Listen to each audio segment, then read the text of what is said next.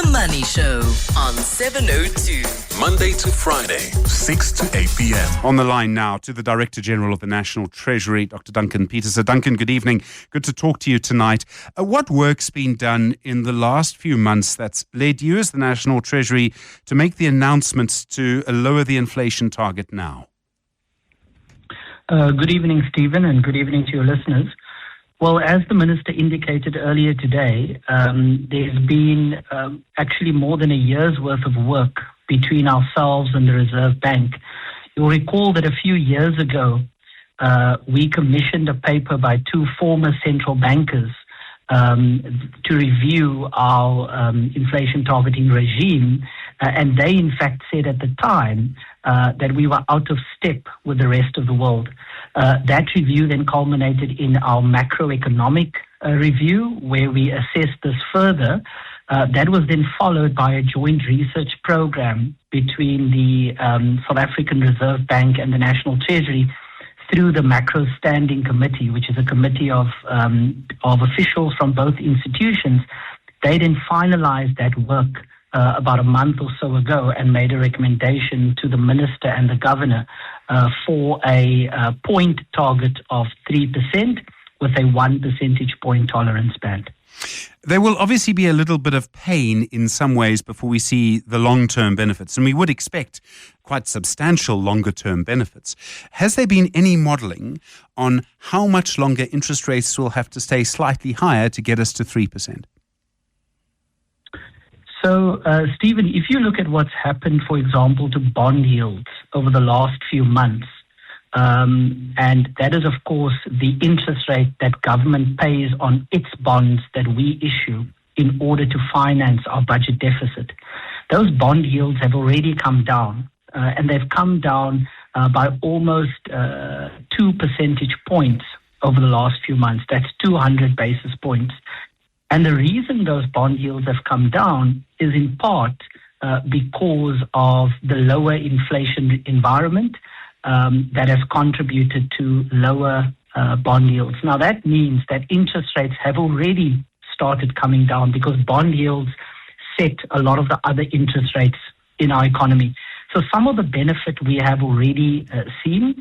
Certainly, if we are able to anchor inflation at 3%, which is where it already is currently, and maintain that over the longer term, as well as continue to build the fiscal credibility that we've been able to do over the last few months, and that culminated in today's MTBPS, certainly interest rates should come down. Now, the reason that's important is because cost of credit comes down for households if interest rates are lower, and over 60% of our GDP is linked to household consumption. And then secondly, the cost of capital comes down, so we can invest more and we can deliver higher growth outcomes. There are other big announcements that were made today as well. You have, I think, it's between 18 and 19 billion rand more than you expected to have. At the same time, there are some cutbacks that you're making. Some projects are being cut. In an environment where I'm sure everybody's knocking on your door asking for more money, how did you decide what to cut?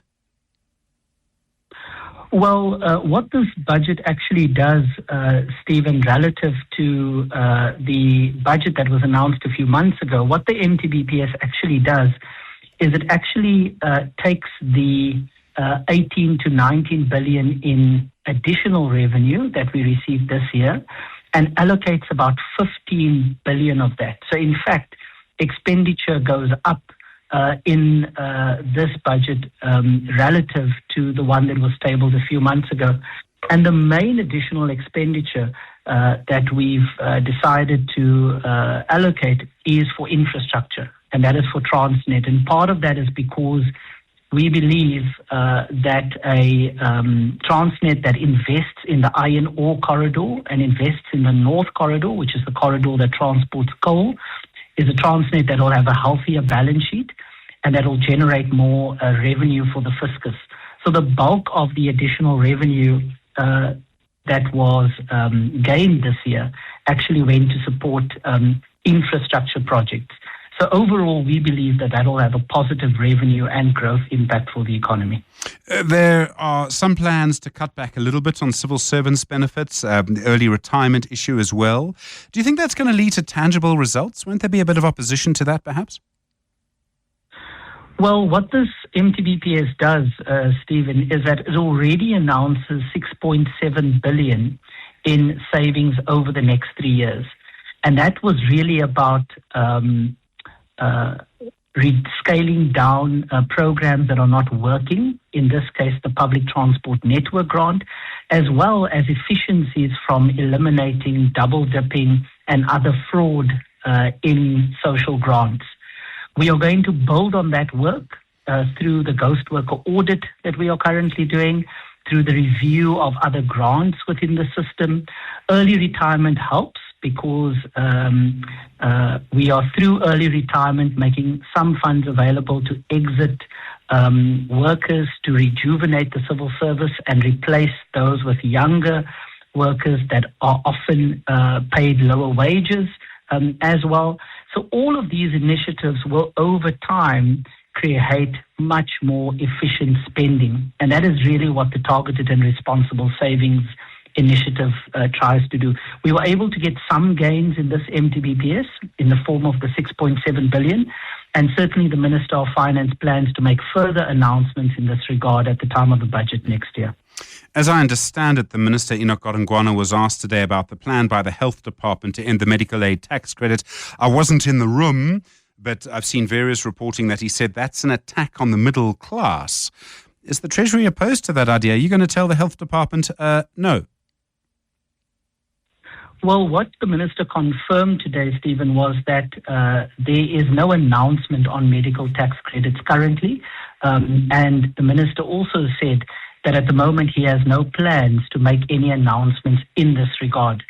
Of course, we will continue to evaluate all different tax options, and typically we advise on the future of tax policy at the time of the budget, and we will continue to have engagements with the Department of Health.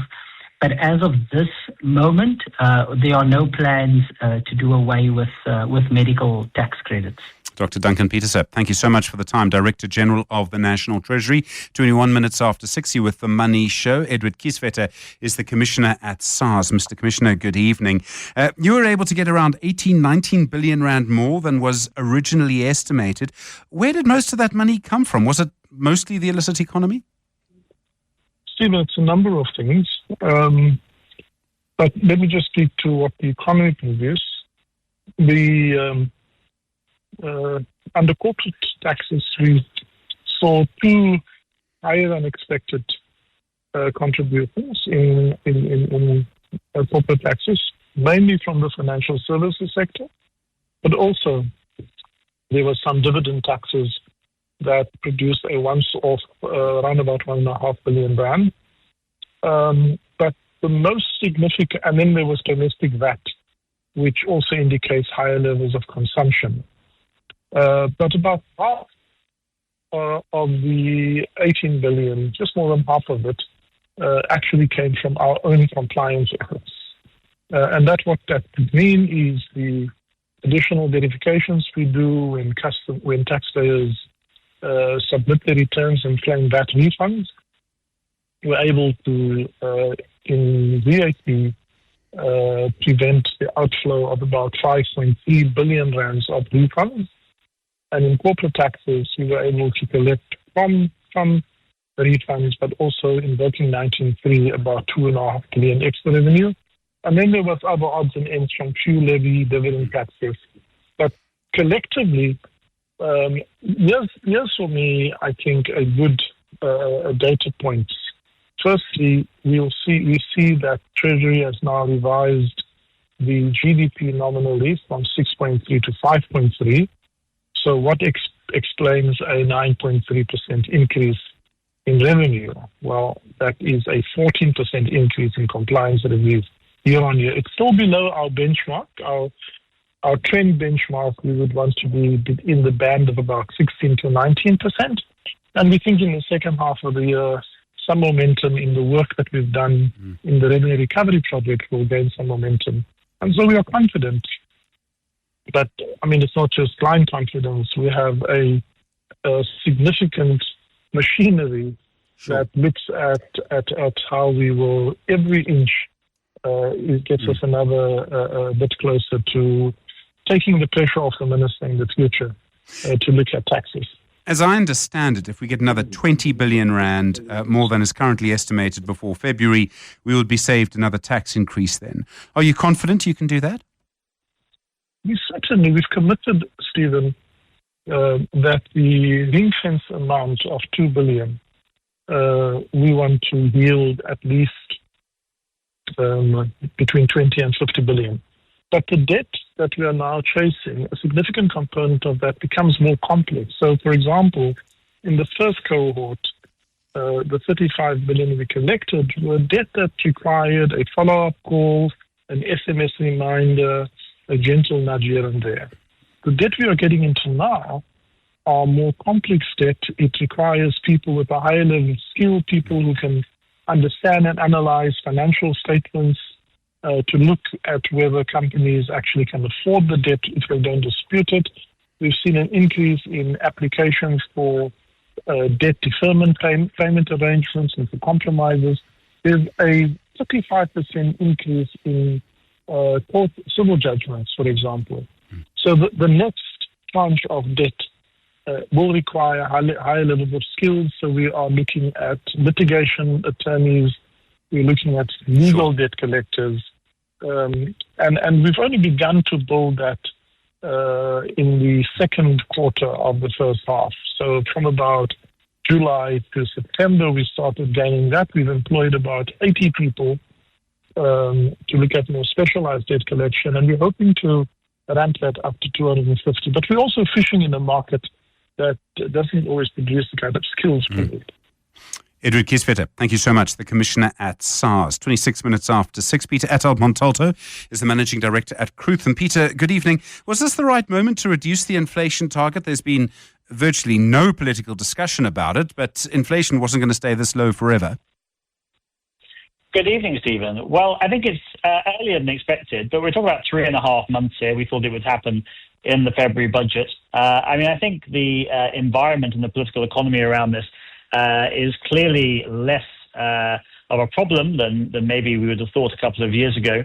And given that nominal GDP is actually lower anyway, it's been steadily revised down through the year, given revenues have been doing very well in a smaller nominal GDP economy, it made sense ultimately to do it now. And when you pulled on that bit of string, a lot of other stuff had to happen around the budget as well, and actually allowed space also to cut bond issuance, which was very much welcomed by the market. There are other attempts now to cut back on spending, to effectively make sure that government has more money. Some of it will come through SARS, of course. Some of it will come through basically the reform of spending, wasting less money. Do you see today's medium-term budget policy statement as sort of altering our longer-term trajectory or starting a process that will get us to a better place?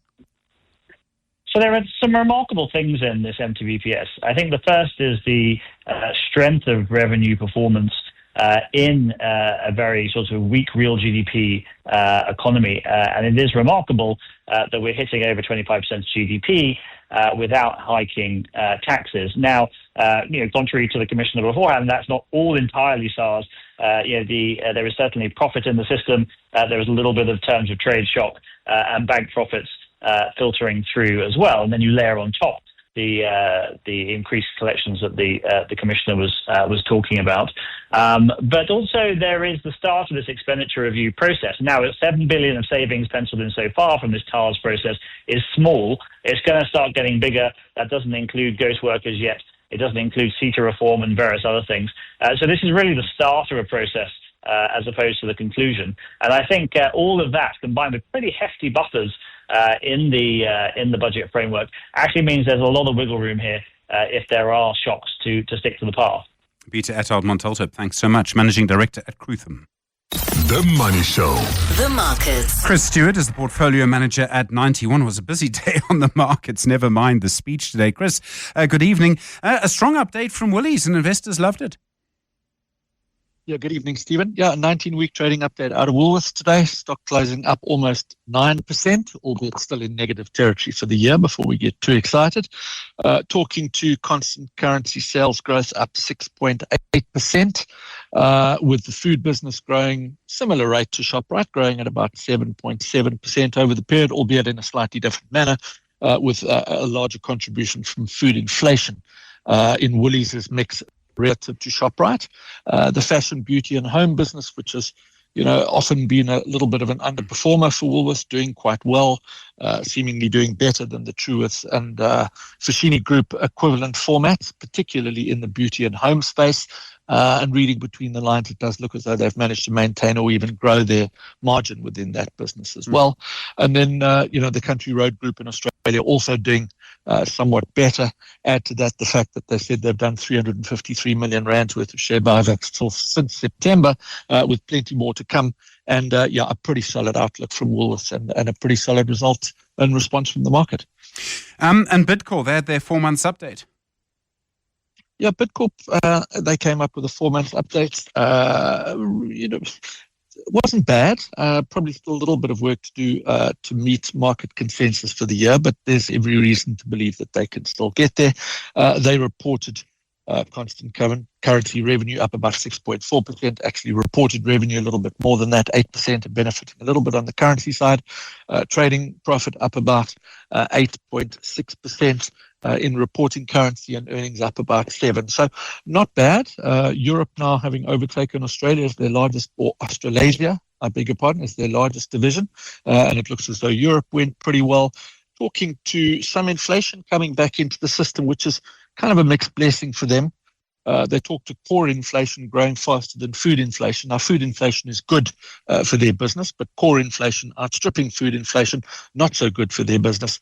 And, they do have quite a large operation in the UK. Much concern about I'm in the UK at the moment, much concern about the upcoming UK budget and what that brings to bear for businesses. So until that's behind them, probably going to tread water a little bit. And Chris, it's a big day, obviously, for the country, but a big day for the Money Show. You've worked with Tekiso Fifi for a long time. I can't remember how long it's been. Tekiso might remember, but certainly since he's been there, I think I've been there. It's been a long journey and an absolute pleasure.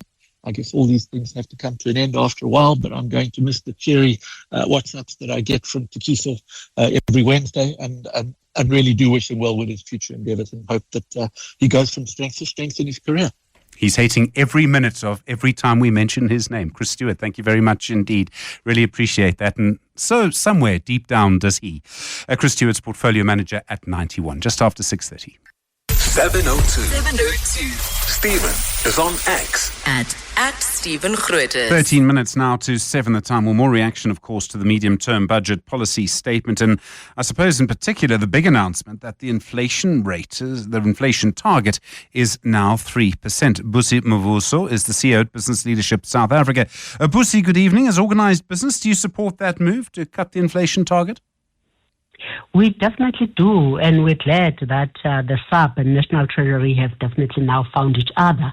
I think that alignment between monetary and fiscal policies is definitely key. And I think when you think about it, Stephen, over time, it decreases inflation expectations, creating room for lower interest rates. And this would definitely support household spending and business investment. It will boost economic growth and job creation.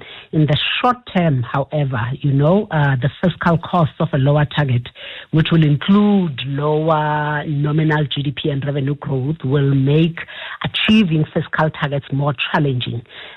So the long-term benefits is what we're aiming from here, and I really think that taking this step will definitely far outweigh, the short-term costs, as it were. So definitely the right move. There's quite a bit of sort of good news in the budget, in a way. I mean, there's what you approve of the move to cut the inflation target. We see that SARS has increased the tax take. We can see government is trying to reform where it spends money, so it's trying to cut back on wastage. Despite all of that, still predictions of really quite low economic growth. I mean, are we suffering maybe from a lack of ambition, or do you think we're just being realistic? I think we are being realistic. I really think that once you have lost confidence from the markets, Stephen, it becomes very difficult to actually regain that back. I think there is no denying that South Africa has not held the position of being the gateway to the African continent. We know that we've been surpassed by your Kenya, Ghana, even smaller economies like Rwanda and so forth. So I really think that probably maybe the international community, investor community is playing a wait and see. They'd like to see, for instance, some of the challenges that had already shown up in the government of national unity.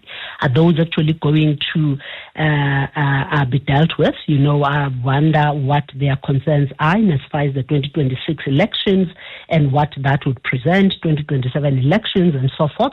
But I really think that the lesson for us here, we were naive to think that doing all the right things, putting the reforms in place automatically, the investors will stop what they are doing because they were not sitting and waiting for South Africa to get their house in order. So I think the consistent and the progressive and I think continuously doing the right things and putting investors and the markets first and foremost becomes, important. I do believe, Stephen, that we will actually go back to where we need to go back to. I really think that I'm positive that S&P, and their outcome on Friday will be positive for us, especially looking at what was presented here. And I think that will definitely edge us closer, with the FATF grey listing, edge us closer, to getting out of the junk status. And definitely that will embolden the investor community and will put us in a better position. I mean, a lot of people sort of suggesting we're moving in the right direction. Obviously, it's a process and it takes time. But are there other things that we could do right now that would enable business? I mean, there are big arguments right now around a new business licensing bill, for example. There are other arguments around regulation. And I keep making this point, maybe it's just me. I never hear anything from the Small Business Development Ministry about helping small business. Yeah, no, it's not just you. I also don't know what's happening in as far as that is concerned. I really think we're probably going to have to try and focus more on infrastructure spending because when you're looking at our gross capital fixed formation at the moment, it's only 15%. 10% of that comes from the private sector. So government increasing their 5% if infrastructure investment is definitely going to be key. We have seen how the minister plans to tackle it. He speaks about the infrastructure bond that is aimed at raising 15 billion rand. They're talking about capitalizing 2 billion rands, to that credit guarantee vehicle. Let's see how that edges us closer to maybe increasing that 15% gross capital formation. I worry though, and I really think that the step that they are taking, Stephen, to say that the reforming of the municipal infrastructure grant, if municipalities are actually not delivering, they are not going to directly receive the grant. They will redirect it to MISA. The only thing, though, I don't think MISA is the right agency to actually do this. Remember, MISA exists to support and assist municipalities with the implementation of infrastructure projects. If municipalities have been failing with infrastructure projects, it means MISA has been useless. So I don't know where this newly found confidence in MISA that now comes from. If they've been failing in their mandate, how to expect them to succeed now? What has changed? So National Treasury really needs to rethink this. So consistently giving money to municipalities for infrastructure spend, that doesn't happen. That is not happening. Needs to be rethought. But I don't think we should take it to MISA. So that focus in infrastructure spending, the focus of SARS on illicit trading, all of that is actually going to put us in a better position. So we will eventually get the gross fixed capital formation high, and we will get the investors coming around. It will just take a little bit of time. Busisiwe Mavuso, thank you so much, the CEO of Business Leadership South Africa. The Money Show with Stephen Grootes is brought to you by Absa CIB, named Best Cash Management Services in Africa at the 2025 EMEA Finance Treasury Services Awards. 5 minutes to 7. You heard the SARS Commissioner, Edward Kieswetter, earlier. We asked him, of course, how confident was he that they'll be able to get another 20 billion rand into the fiscus, that's 20 billion above the estimates, to prevent a tax increase in February. You'll remember in the second aborted budget earlier in the year, the big issue was the idea that we would need a tax increase of 2% on VAT. In the end, that didn't happen. Charles de Wet's an executive in the tax practice at ENS. Charles, good evening. SARS has been quite optimistic in the past about getting a bit more extra money, increasing the tax take. But as the Commissioner pointed out, the debt that's owed now is much harder to get. Sending SMSs is not going to do it. Good evening, Stephen. And I think that's right. So, the most recent numbers that we have available, I mean, the collections are up quite nicely. If you sort of compared it to budget 1.0 and 2.0, the fiscal drag adjustment that didn't happen, they've collected way more than that.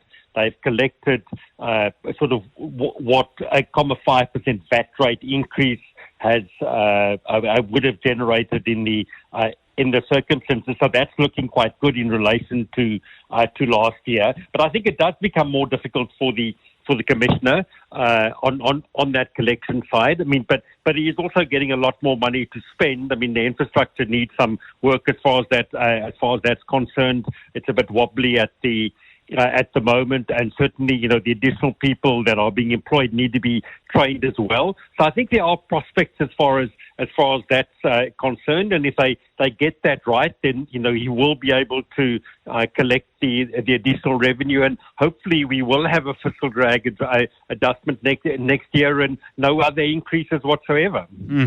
The Finance Minister himself, Enoch Godongwana, asked today about the medical aid tax credit. The Health Department wants that to be cut. They would use that money to fund the NHI. The minister, though, saying that cutting that would be an attack on the middle class. We asked the Director General, Dr. Duncan Pieterse, about it earlier in the show as well. He said that was the comment of the minister, and that currently the National Treasury is not cutting the medical aid tax credit. How do you see this playing out? I mean, the demand for an NHI is not going to go away. I mean, certainly that demand has been there for a while. What was significant to me, and I sort of, looked at the longer term, the 3-year revenue projections to try and see if there was a significant move on any of the taxes.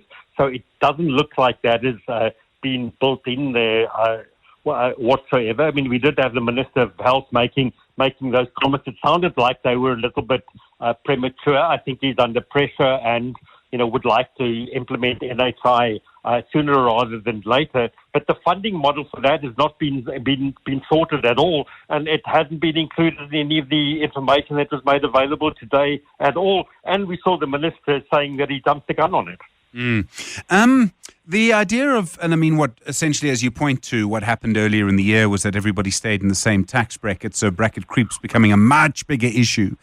And I would imagine, for the moment, there's probably not much scope to really deal with that. The fact is that government still needs more money. Yes, there's a reform process going on to cut back waste and things like that, but the demand for money is still huge. I mean, there's no doubt that the expenditure requirements are very high. I mean, there have been some reviews, there have been some changes that have been implemented, and I think the tax collections are up. But, and hopefully that can avoid additional taxes. But I don't think it's going to be possible to do that bracket creep adjustment. Even if they collect the additional 20 billion rand that hopefully they're on track to do, it's still going to be a very tight budget next year and very difficult to balance it. Irrespective of the other changes, the growth that is looking a little bit better, inflation with the change in target that will impact. A lot of it is dependent on there being some growth and additional collection by the South African Revenue Service. So it stays a tightrope from a tax perspective. Charles de Wet, thanks so much. I really appreciate it. Executive in the tax practice at ENS. One does get a suggestion that the Finance Minister, who kind of has the final say in this, obviously I suppose could be overruled politically, has made up his mind. And certainly that comment that removing the medical aid tax credit would be an attack on the middle class, and his point is that it's they who are paying most of the income tax anyway. You would need to replace it with something. I think there would be a lot of frustration and anger and court case after court case. We'll talk about the power of friendship in the workplace. That's next. Good evening. It's 7:00. The Money Show. Business Unusual. Well, if you had to go through a list of your friends, how many of them would come from work? If you had to have a party celebrating a birthday or something, how many of your work friends, maybe someone in your family, maybe a child gets married, how many of the people who come are actually people you met through work? and it's a conversation, I suppose, about real connection. Sipiwe Moyo is the organizational behavior specialist. Sipiwe, good evening. We talk about networking all the time. Friendship is probably a lot more important. Sipiwe, I don't know if you've muted yourself or if you're there or if the problem's on our side. Oh, okay, sorry about that, Stephen. Not at all. I'm back. We're friends, it's fine. Yeah, I think we talk a lot about networking, and I think there's a place for it. But there is no doubt in my mind that the one of the most consistent ways to develop deeper friendships is people you meet in the workplace. I think we've replaced friendship with networking at the moment, and I think you have people now who are well connected, but they're lonely. And I think the idea that we should be well networked makes a lot of sense, right? We need visibility. We need to position ourselves for this and that. But I think there is an absolute loneliness pandemic. Who are the people who can see your humanity? Who are the people that you can speak to about what you are really, really going through? And I think as much as we push the narrative of networking and joining forums and exchanging business cards, I think it's about time where we advocate in defense of friendship for its own sake. And obviously, generally, when you know people and you have proximity, you might end up doing business anyway. But I think I'm advocating for friendship for its own sake and the benefits that we have, that we derive from friendships. I was trying to think of where, if there is a line, and there isn't really, between a contact and a friend. I mean, a friend is someone you can call on for support, as someone who calls on you for support. And I know I've been lucky enough to be part of teams that are like families. They know more about me than almost anyone else apart from my spouse. And I've had other relationships with people where we've referred to each other as our work spouse.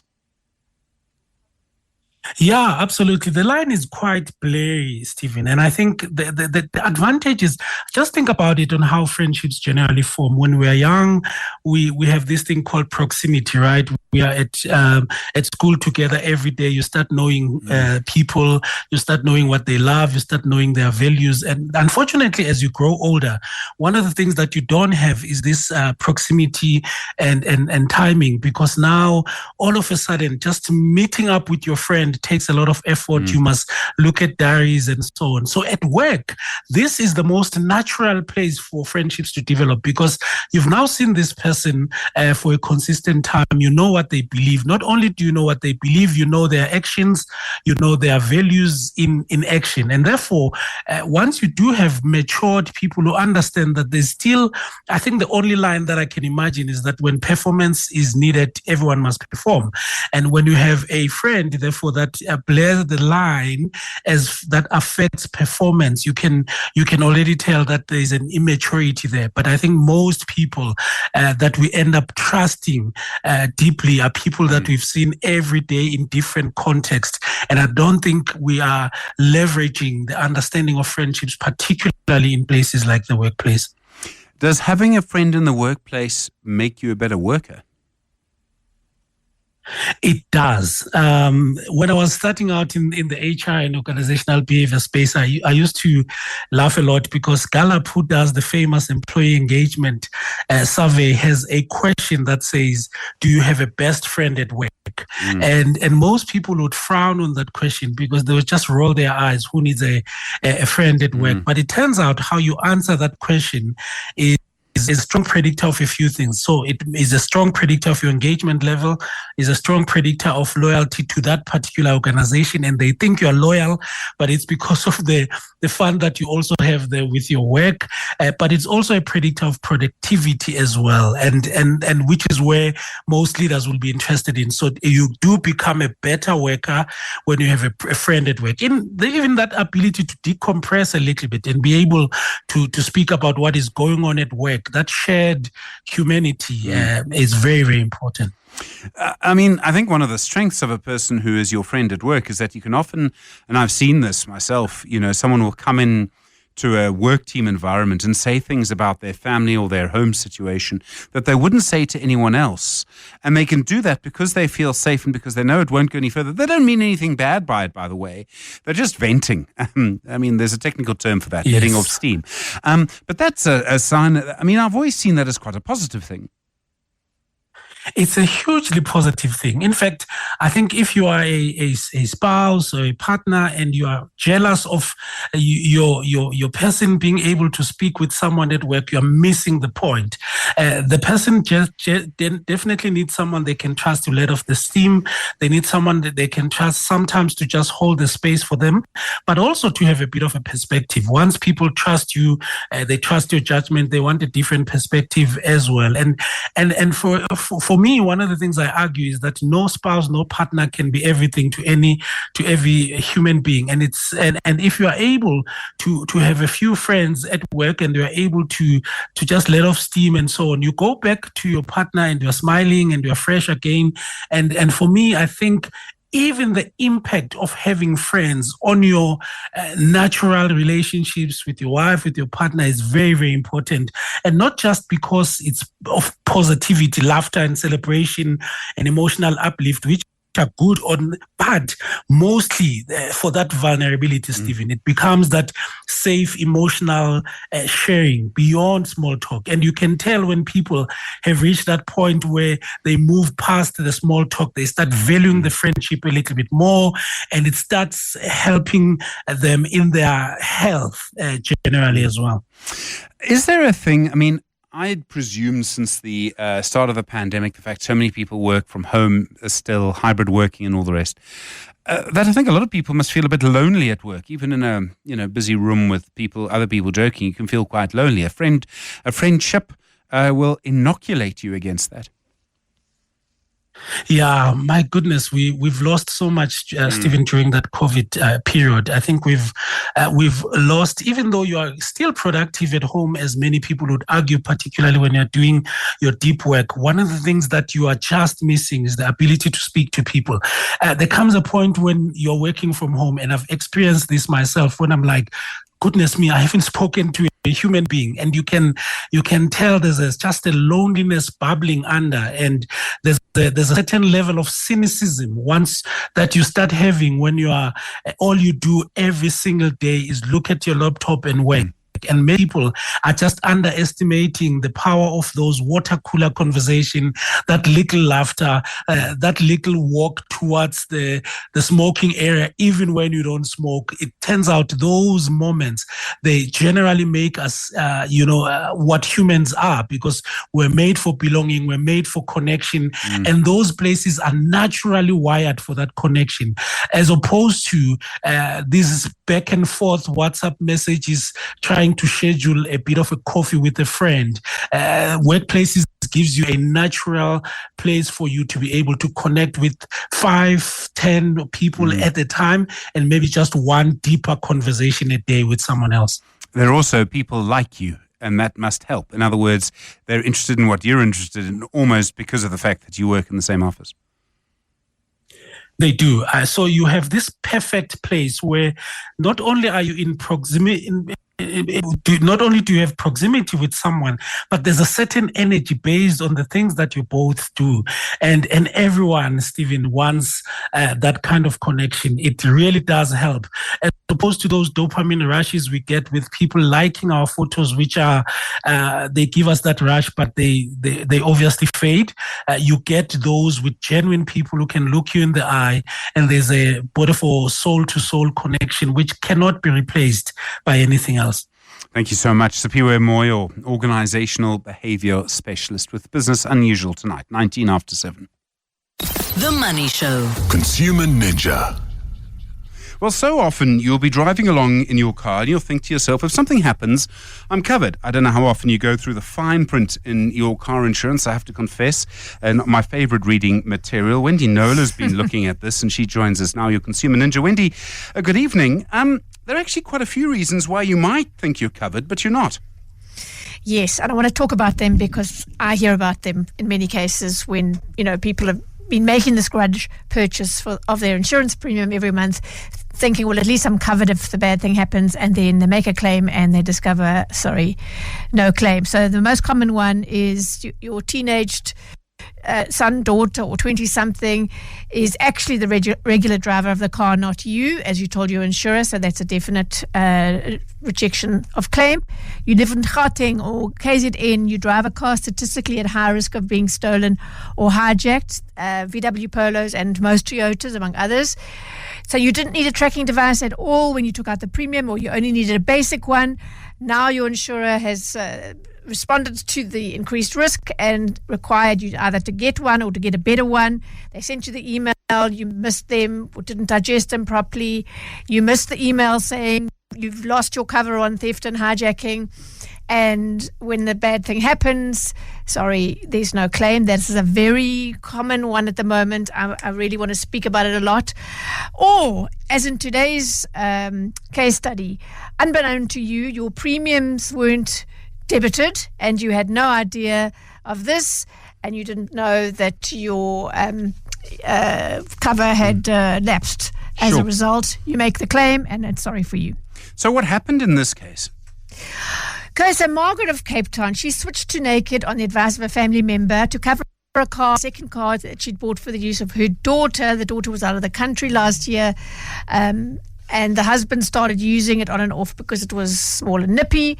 Then came what she calls a series of unfortunate events. She lost her credit card after a run, so she cancelled it, but she didn't think to update her payment details on the Naked app. Everything's run through the app on Naked. So she says in other cases, companies contacted me about non-payment and I was able to rectify, but she says she didn't hear from Naked. And then the bad thing happened. And what happened? I mean, this is the kind of thing you only discover the bad news after the bad news. Exactly. So a taxi driver rammed into the back of her husband on an off-ramp, the infamous hospital bend here in Cape Town. Margaret went onto the app to lodge a claim, didn't get far. She couldn't really get into the app properly, so she called the insurer, and that's how she discovered that her insurance had been cancelled in March due to incorrect bank card details. Yeah. And then she hadn't actually been formally told of this. Yeah, so this was her main point. She said, I get that I didn't pay, the payment lapsed, but she said, I didn't have any idea that this had happened. She said, they told me that they sent emails, and they can actually prove sending the emails, but they didn't show up in my inbox, she says. I asked them why they didn't call, and they said, no, we do everything via the app. So, yeah. Yeah, apps are great, but it's so easy to miss something. And sometimes you're never going to go and check. Why would you? You don't see a reason. No. And then there's also, it's not like it sings and dances, and there's so many other things that sing and dance on your phone, you just don't look.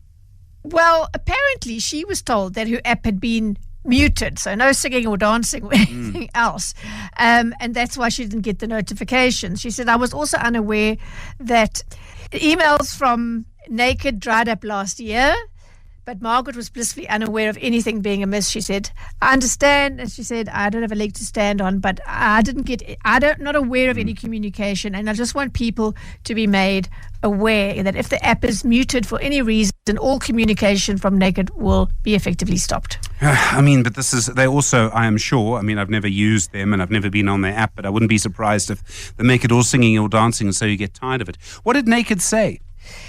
So it was quite a curious one, Stephen. I asked if it was possible for somebody to mute their app by mistake, because as I say, Margaret had no idea she'd done it, and whether there was some fix of some kind called for.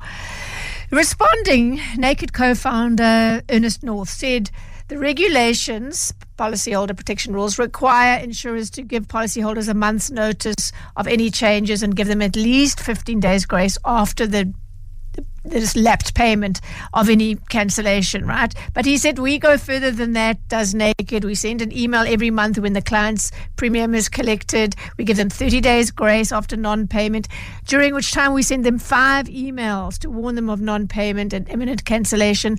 On the app, there's a notification of non-payment that pops up, and if the person has enabled push notifications on their cell phones, they'll get one saying, please, warning, we haven't got your premium, make a plan. But of course, you've got to, as he says, you've got to actually open the app to see this, and the push notifications won't happen if you disable them on your phone. But he says, and this is the curious part, he says emails are separate from app functionality. So even if there was a problem with the app, she should have got the emails. The client can stop certain emails, but they can't stop emails that say, hey, watch out, we haven't got your money, your policy is going to lapse. So it's a bit of a mystery as to what happened there, because they can prove they sent her emails. She didn't get them. She was told it's because your app was muted, but apparently that wasn't the case. Bottom line, though, is I think be proactive now, especially going into peak season. More cars than ever are going to be on the roads, and you really don't want to find out by accident, excuse the pun, that you actually don't have any cover. So, yeah, or you have cover, but you've done something that's going to invalidate it and you have no hope of a successful claim. Do you have general advice here? I mean, especially going to the December period. I mean, do you need to look through the fine print again? Yeah, I think other than making that call, because here's the thing. In cases such as insurers removing theft and hijacking cover, saying from your Toyota Fortuner because you didn't put the right tracker in, they'll just send an email. I asked them, why don't you make a call? It's important. Let the person know that you don't have cover.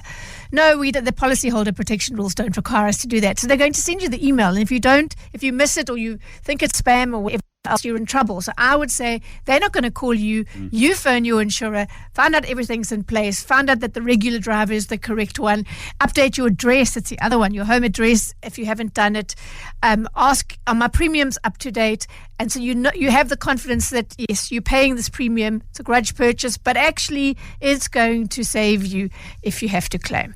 Wendy Nola, your consumer ninja, as always, read the small print is what she's going to tell you, and just check. Wendy, thank you very much indeed.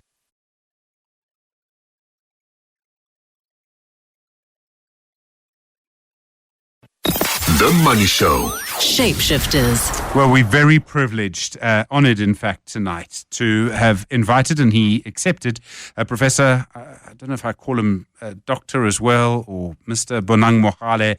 He's many things. He's the Chancellor of the University of the Free State. You'll know he was the CEO of Business Leadership South Africa. He's been the chair at Bidvest, at ArcelorMittal SA. It's a long, long list, in fact. And Bonang, good evening. It's so good to see you again. Thank you so much for coming in. Thank you for having me, Stephen. I haven't read your autobiography yet. I'm sorry that I haven't. It's called Coming In From the Cold. It's available now. Buy it quickly because it's flying off the shelves from what I understand. But I was thinking about earlier today when you and I first came in contact with each other. And it might have been when you were still in the oil industry, but I remember specifically when you were playing a role in the leadership of business. You were part of the Black Management Forum. In fact, I think you still are. You've been there for 30 years, is that right? 33, yes. 33. You've got incredible memory. That's a long time. You're Chancellor at the University of the Free State. What I did not know until earlier today is that you actually studied medicine for 4 years at Wits. Yes, that's one of my proudest moments, that I'm a medical student dropout from Wits. And Professor Philip Tobias was our dean. Wow, that's going back a bit. Yes, absolutely. After just spending probably 1981 until the end of 1983, because 17th of April 1984, I was a free man. Yes, absolutely. Yes. So what I wanted to ask was that where your academic journey started? Was that where you started studying? Was that what you were thinking of doing when you came out of school? And was such a different time and for no fault of your own, options might have been quite limited? In fact, at that time, I came from Katlehong. Leapile Tauniano was a school principal at Katlehong High School. You looked around, and the people who lived in biggest houses, who drove the biggest cars, at that time it was a Jaguar S type with 2 petrol tanks, were medical doctors and some lawyers. Of course, I wanted to be a medical doctor.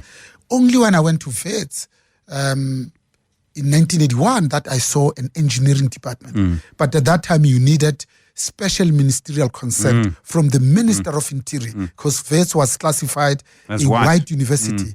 Even after mine came at the end of April, you couldn't sleep at Wits because of group areas. So they found accommodation for us inside Glenn Thomas House, inside Baragwanath Hospital, in Soweto.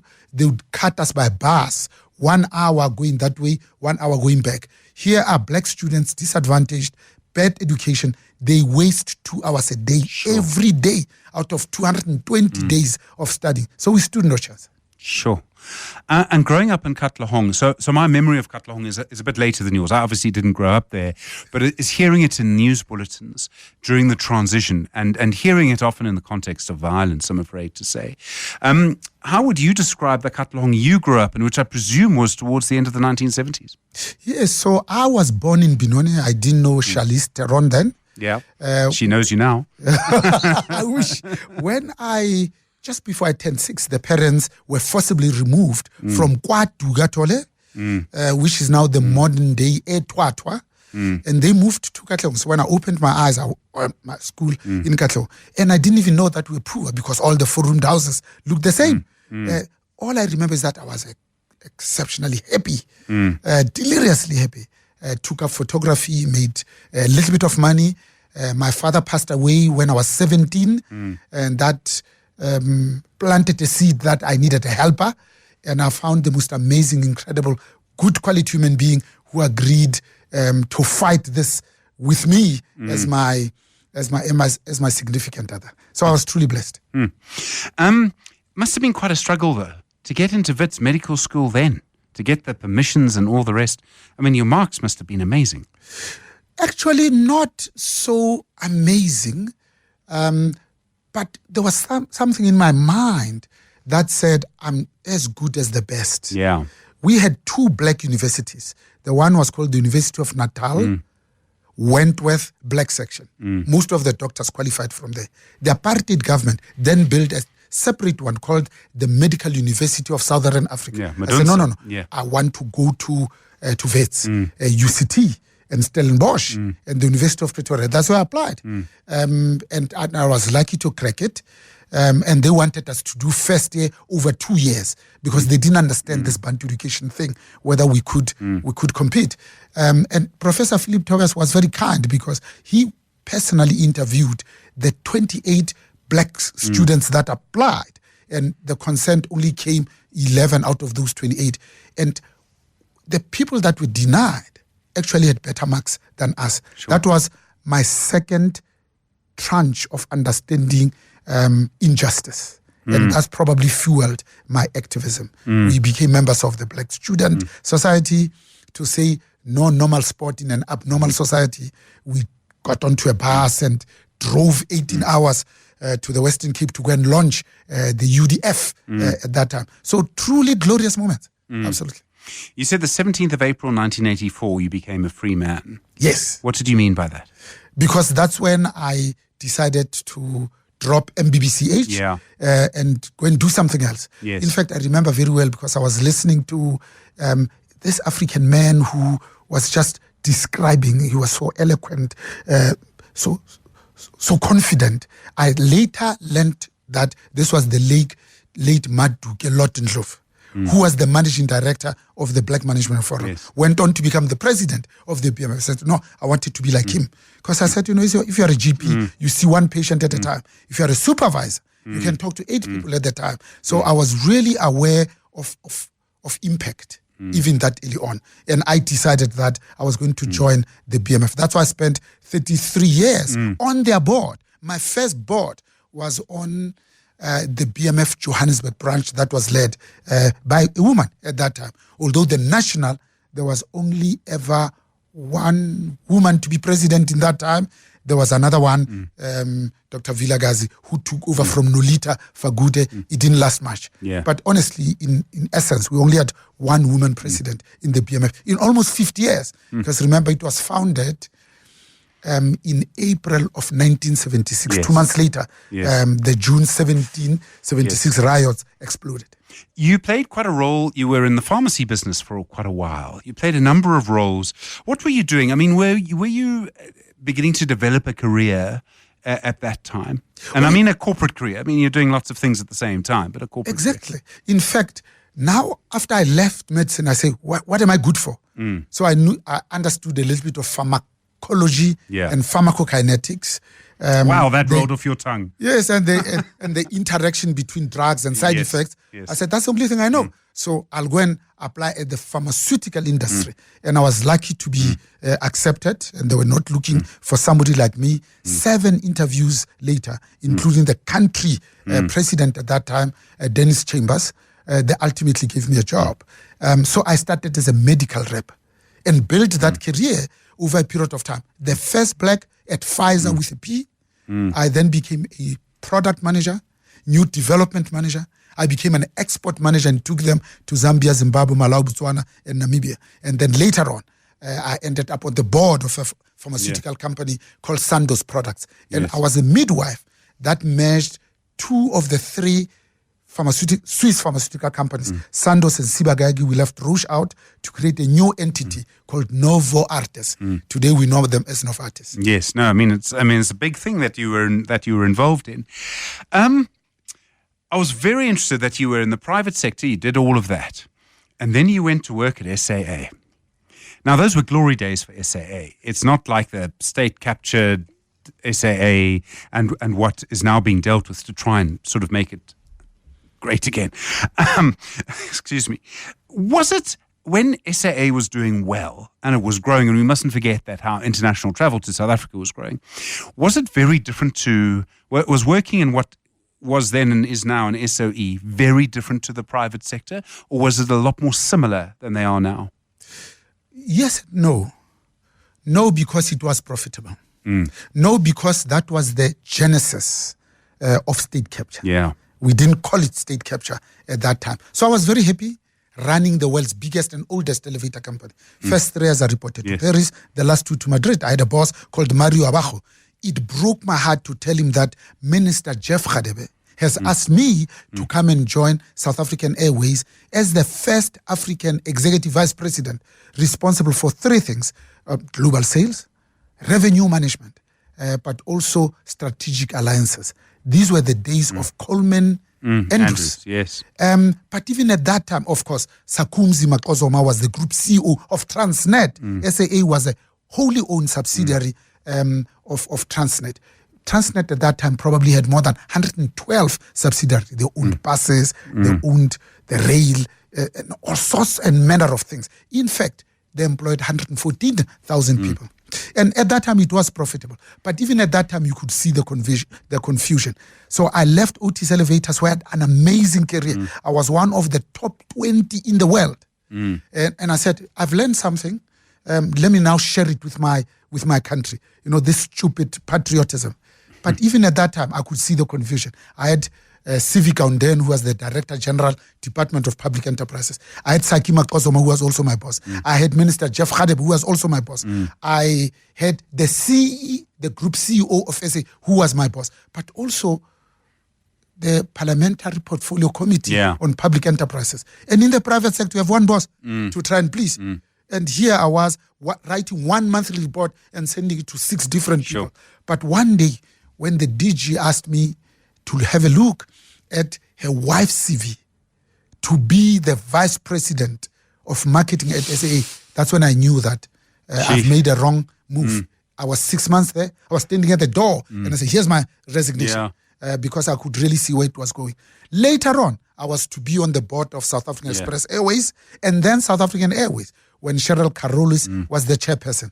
When we saw state capture staring us in the centerpiece of the pupils of our eyes, we decided, 9 of us, I remember that, to resign en masse. Yes. Do you think SAA has now been structurally protected from state capture? Could all of that happen again? How can it happen? I mean, this was an airline that was 8-year-old award-winning African airline. We're flying to 700 destinations. We had 124, mostly Boeing 747-400s. We're the only airline in the world that had a 747 SP. It had a short fuselage, but huge tanks of 139,000 liters. I mean, 3 swimming pools because it couldn't fly over Africa. We had to fly around the bulge. But even at that time, when it was time for us to change the fleet, we learned one thing, that politicians always steal when 3 things happen. When they buy crude, when they buy aeroplanes, and when they buy arms. Yeah. Talking of crude, you were in the oil business. And as a journalist, I've always found the oil business very difficult to understand.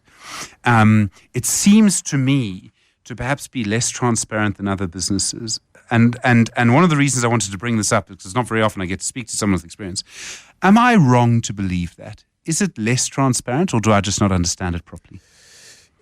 I think the most non-transparent business is government. Yeah, sure. The second will be the national intelligence. They still in the name of secrecy and protecting their sources. And the oil industry will be in the top 5, of course.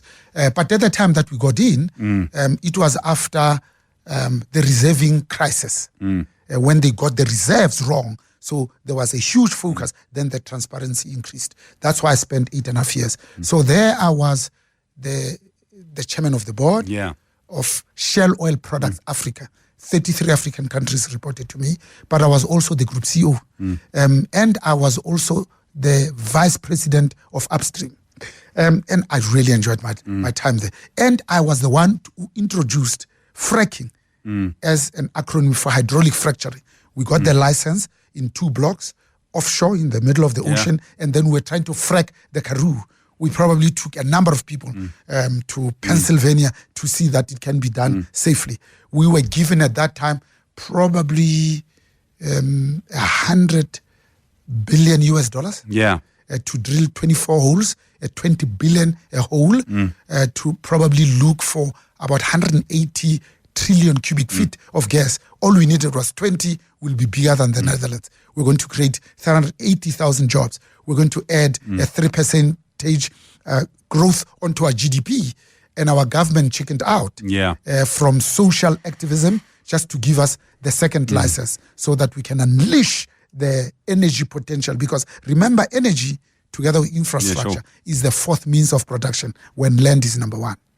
We're speaking to Professor Bonang Mohale. He is your shapeshifter this evening, the most interesting career you can imagine. It's 9 minutes to 8. The Money Show. Shapeshifters. 7 minutes to 8. Professor Bonang Mohale is your shapeshifter. Bonang, if I may, I'd like to talk a little bit about the state capture era. And I mean, so I was reporting on it for EWN. I mean, I've heard since then about meetings where business leaders were actually quite rude to President Zuma as he then was. I don't know if those were true. You might have been in the meetings. You're nodding. It must have been a tough time. I mean, for a business leader to stand up in any forum and to directly contradict the president, that's an immense thing to do. In fact, we did worse. I mean, we looked the president in the centerpiece of his peoples and say, Mr. President, you are a thief. Because we had 2 choices.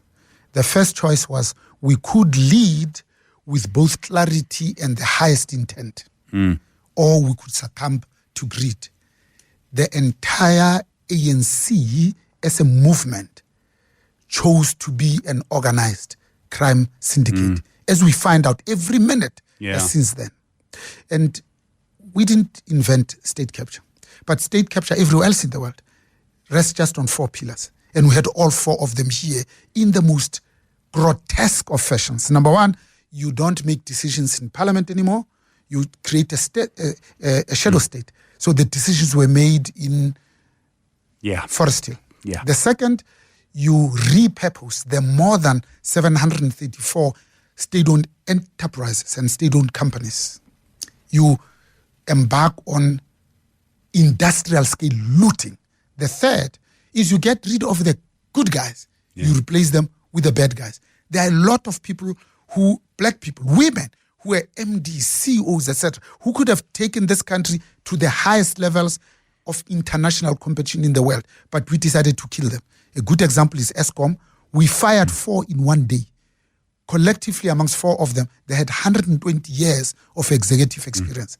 To replace them with people who don't know the difference between income and cash.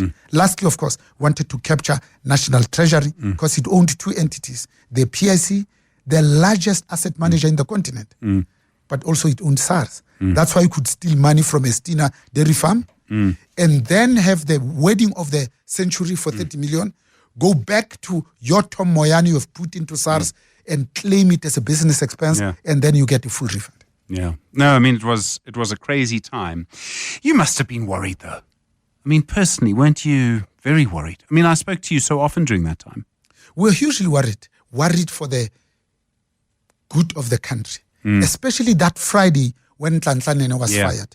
We were 10 on an years investment ago. show. 10 years ago next week, by the way, 2 weeks' time. Yes, we're on the investment show. We did London, we did the States, and we're going to come back. He receives a WhatsApp message to say, come back so that I can fire you. So we did what we wanted to do, and they got fired.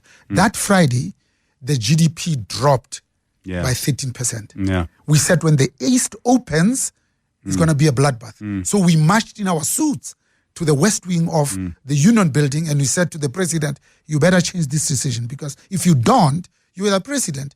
But there are some of our members here who are going to take their business somewhere else, not here. And that's how he became the weekend special. And then was replaced with the late Minister Pravin Gordhan. Very quickly, one of the big arguments of the day is BEE. Do you support BEE in its current form? BEE has all the good intentions. It's one of many transformative tools. There is no way anywhere else in the world you can have a people like us who have been oppressed by 400 years of colonialism, 98 years of separate development, and 48 years of institutionalized apartheid. And then you are now saying, no, you are free. Go compete with everybody else on an equal footing. You'll be akin to what the DA is saying. No, we must replace BE with, you see, these blacks are good only for food parcels. You see, contrition is an ongoing thing. You need to continuously ask for forgiveness and be eternally grateful for the mercy shown. It's about time, because the essence of truth is to let suffering speak. The people who are speaking are still there advantaged. That's the tragedy. Professor Bonang Mohale, it's been amazing to talk to you. Thank you so much. I really appreciate it. It's an amazing story. He does have a book out. It's called Coming In From the Cold. Professor Bonang Mohale, among so many other things, is Chancellor at the University of the Free State and a former President of Business Unity, South Africa. The Money Show with Stephen Grootes. Well, we've come to the end of the show for tonight, but there's just one thing that I need to do. Before we pass the baton on to Eyewitness News and then Aubrey Masango, and I would like to talk to Tekiso Anthony Lefifi, who's actually coming into the studio now. Tekiso, come in so that I can see you in the eyes when I talk to you. He seems to be running away. There he is. Tekiso, it's your last show with us. You've been a real fixture on The Money Show for a long time. Thank you for your memory, for your institutional knowledge. Thank you for your sheer talent and your immense brain. But thank you most of all for sharing them with myself and with Tsecho Fatso. Really. And for teaching me so much. My only regret is that I'm not going to be able to learn from you anymore. So thank you. Tekiso Anthony Lefifi, I owe you a great debt.